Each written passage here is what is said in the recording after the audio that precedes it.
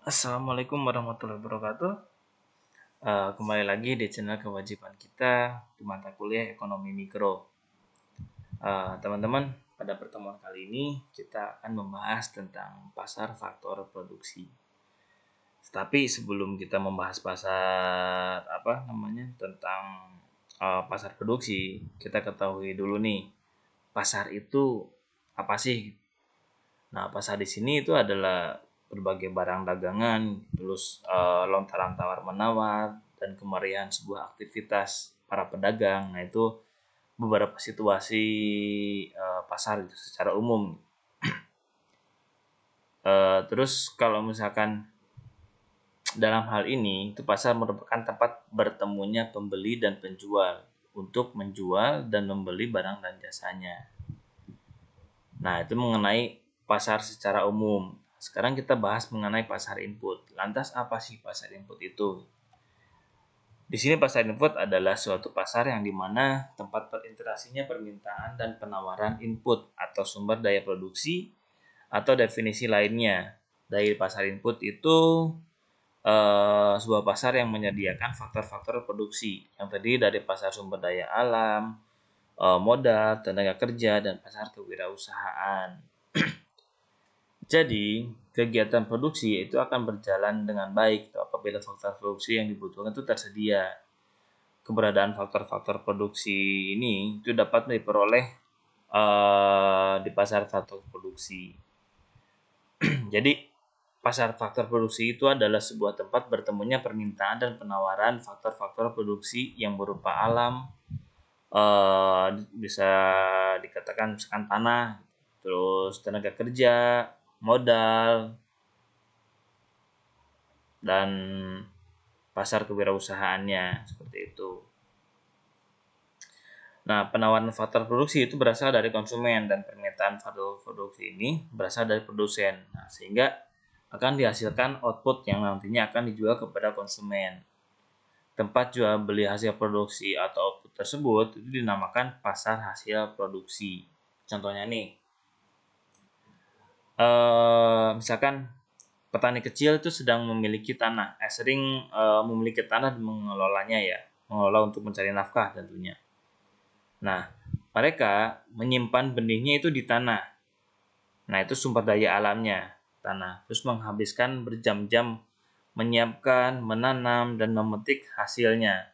Berarti dengan menyiapkan, terus menanam, dan memetik, berarti dia menggunakan sebuah tenaga. Bisa dibilang tenaga kerja lah ya. Nah, terus dia dengan menggunakan traktor dan alat-alat lain. Itu bisa dikatakan modal. Modalnya dalam memproduksinya seperti itu. Nah, di sini seorang wirausahaan, para petani ini adalah faktor-faktor yang menyatukan faktor-faktor produksi lainnya dan membawa produk tersebut ke pasar atau ke sebuah perusahaan. Contohnya seperti itu. Nah, jadi di sini yang akan kita bahas itu tentang pasar sumber daya alam atau sumber daya tanah, terus pasar modal, dan pasar tenaga kerja. Nah, faktor produksi tanah ini adalah sebuah kekayaan alam yang terkandung dalam tanah, lautan, dan udara atau sering disebut sumber daya alam. Jumlah tanah adalah tetap atau penawarannya tetap. Maka kurva penawaran tanah ini bersifat inelastis sempurna, berbentuk garis lurus. Sedangkan permintaan akan tanah itu terus bertambah, sehingga harga tanah akan semakin meningkat. Bila ditunjukkan dengan grafik, jadi seperti ini. Kita bisa lihat nih, kalau misalkan SS ini kan kurva penawaran tanah yang bersifat inelastis sempurna. Secara garis lurus ya, bisa kita lihat. Nah, ini garis lurus. Sedangkan DD ini kurva permintaan tanah yang selalu bergeser ke atas karena bertambahnya permintaan terhadap tanah. Di harga P ke P1, terus di harga P1 ke P2, seperti itu. Dan itu untuk grafiknya. Jadi dari gambar ini dapat kita lihat nih bahwa dengan bergesernya kurva DD ke D1 dan D2 ini, maka harga atau sewa tanah ini akan mengalami kenaikan. Proses terbentuknya harga tanah itu sangat tergantung dari permintaan tanah tersebut. Jadi semakin tinggi permintaan tanah harga atau sewa, ini akan semakin mahal dan sebaliknya. Oleh karena itu sifat dari kurva ini adalah inelasi sempurna. Seperti itu. Dan itu untuk faktor produksi tanah. Di sini memang ada beberapa teori yang coba menjelaskan penyebab perbedaan sewa tanah. Itu yang pertama ada teori kesuburan asli tanah, terus ada teori perbedaan kesuburan tanah yang dijelaskan oleh David Ricardo, terus ada teori letak tanah, von Thunen, terus yang keempat ada teori harga derivasi tanah. Untuk yang pertama itu teori kesuburan asli tanah. Jadi sewa tanah itu tergantung tingkat kesuburan asli tanahnya. Jika tanah tersebut mempunyai kesuburan yang asli, hasil produksi akan lebih besar dan otomatis pemerintahnya pun akan lebih besar. Nah, terus ada teori perbedaan kesuburan tanah. Di sini David Ricardo itu menjelaskan, jika tanah mempunyai tingkat kesuburan tinggi, harga sewa akan tinggi dan sebaliknya. Kalau misalkan harga kesuburannya rendah, maka harga sewanya rendah. Terus ada teori letak tanah yang menurut von Thunen itu jika tanah terletak dekat fasilitas publik dan kegiatan ekonomi, maka harga sewa akan tinggi karena letaknya strategis dan memungkinkan banyak peluang ekonomi untuk mengembangkan usahanya. Misalkan saja kos-kosan misalkan ya, atau dekat kampus misalkan. Itu kan pasti banyak kos-kosan dan tanah di situ pasti akan harganya jauh lebih tinggi dan harga sewa-sewa pun akan lebih tinggi. Misalkan sewa ruko yang biasanya dengan ukuran tersebut biasa kita sewa dengan harga 3 juta gitu. Tapi kalau misalkan dengan dekat kampus harga sewa ruko tersebut akan menjadi 20 juta. Itu karena di situ kan bisa mengembangkan usaha yang lebih baik lagi gitu. Terus di situ ada teori harga derivasi tanah dan ini tergantung dari jumlah permintaan terhadap tanah tersebut, seperti itu.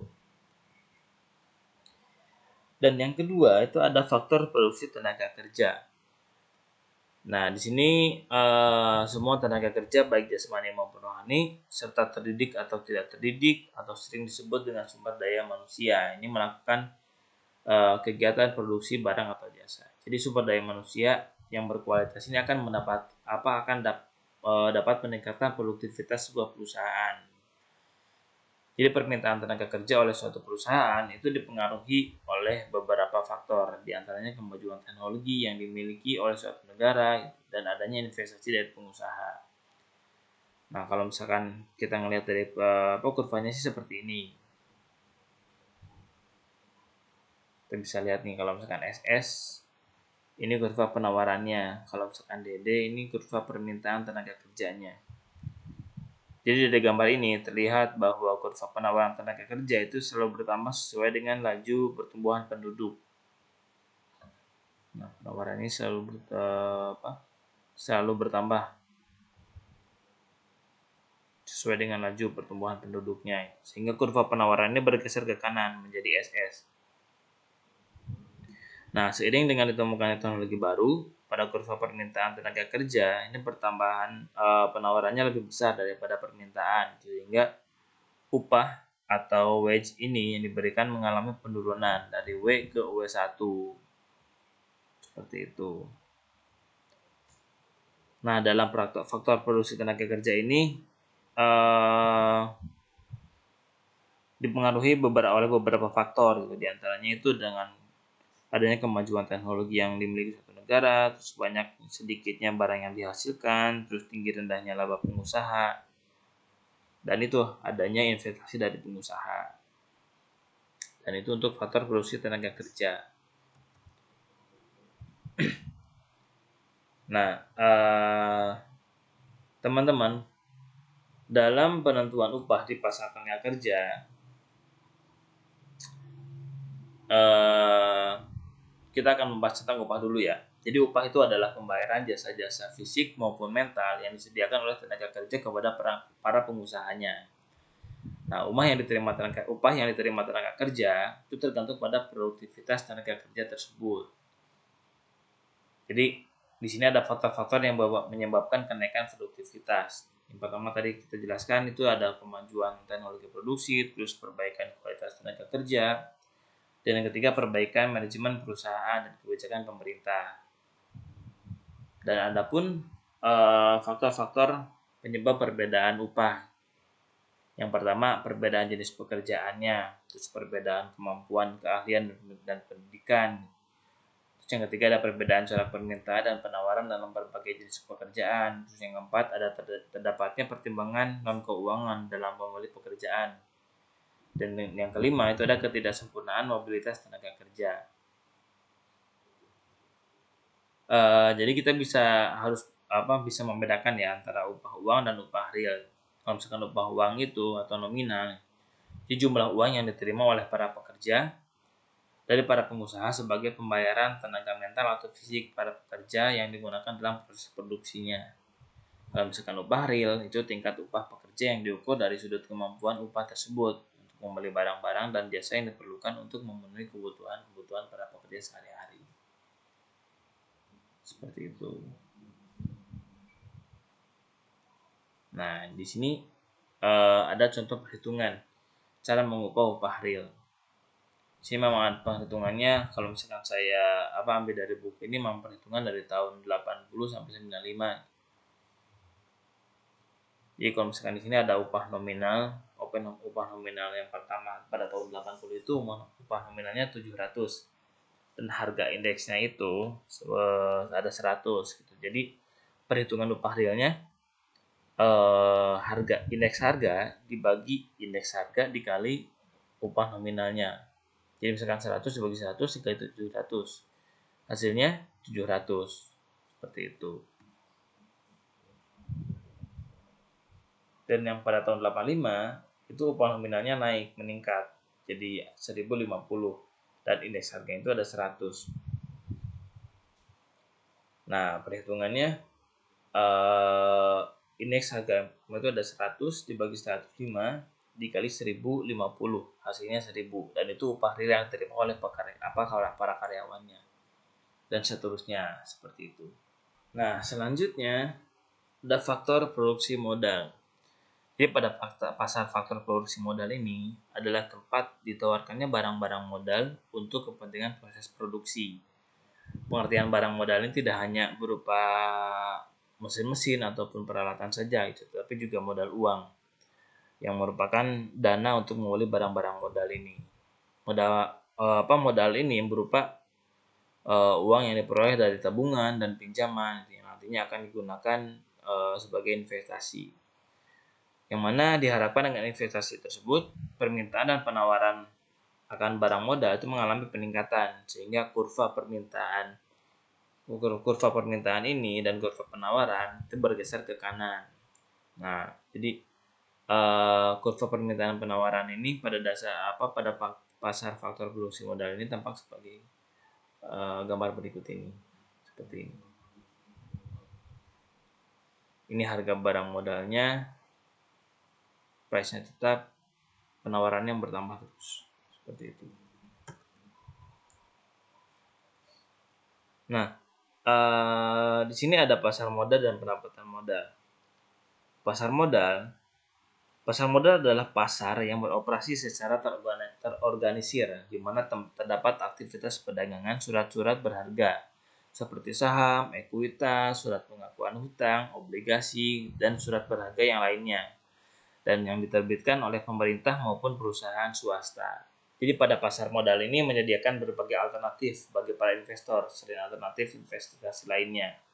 Jadi misalkan seperti menabung di bank, membeli emas, asuransi, tanah dan bangunan, dan sebagainya.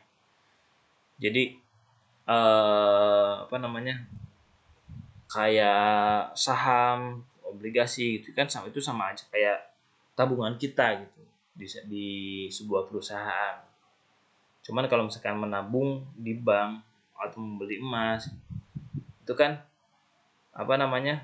bisa dikatakan sebuah alternatif gitu bagi para investor, sebagai alternatif investasi yang kayak saham, obligasi kayak tadi gitu. Dan di sini dicontohkan pasar modal itu di Indonesia itu ada OJK atau Otoritas Jasa Keuangan dan BI, Bursa Efek Indonesia. Ini BI ini gabungan dari Bursa Efek Jakarta dan Bursa Efek Surabaya. Dan sekarang itu dikatakan BI, Bursa Efek Indonesia. Dan selanjutnya pendapatan modal. Bentuk pendapatan modal yang paling populer itu adalah bunga. Tahu kan bunga? Bukan setangkai bunga ya, tetapi bunga di sini adalah pembayaran yang dilakukan karena penggunaan uang. Misalkan di sini bank membayar bunga kepada nasabahnya, yang tabungan atau depositonya dipinjamkan kepada perusahaan atau kepada rumah tangga kepada perbankannya yang dengan tujuan melakukan sebuah investasi.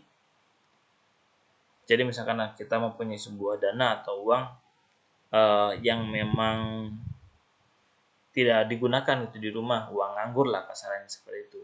Kalau misalkan kita simpan di bank atau didepositokan, itu kan pasti ada bunganya. Misalkan bunganya per bulannya 3% atau berapa gitu, itu ada hitungannya. Seperti itu. Dan di sini perusahaan membayar bunga kepada konsumen atau rumah tangga yang membeli obligasi perusahaan tersebut. Terus selanjutnya pendapatan modal ini diperoleh dari pemerintah meminjam uang dengan menerbitkan obligasi, dan para pembeli obligasi tersebut akan memperoleh bunga. Dan selanjutnya itu ada tingkat suku bunga yang biasanya disepakati pada saat pinjaman dilakukan. Di sini kan memang ada berbagai macam tinggi rendah suku bunga tadi yang ditentukan. Nah, di sini ada faktor tinggi rendahnya sebuah bunga modal. Pertama itu ada faktor permintaan dan penawaran. Di sini jika permintaan modal tinggi, penawaran modal itu tetap, maka bunga modal tinggi. Dan jika permintaan modal tetap, maka penawaran modalnya itu tinggi. Yang selanjutnya ada faktor risiko hilangnya bunga modal. Jika modal ditanamkan dalam pekerjaan yang mengandung risiko tinggi, maka bunga modal juga akan tinggi. Seperti itu. Dan yang ketiga, faktor keadaan perekonomian.